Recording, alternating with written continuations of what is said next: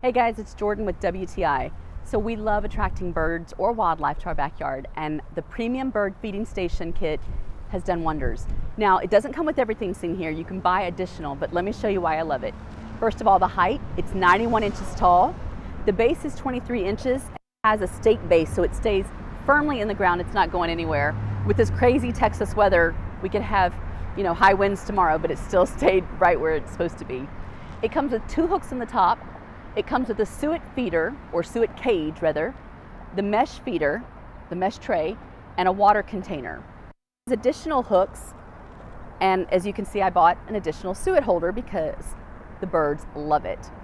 So it's easy installation. You just put it together and you can put it where you want as far as where you want the mesh tray or the hooks.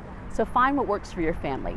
So when you're ready to add some wildlife to your backyard, look at the premium bird feeding station. And that's my point of view.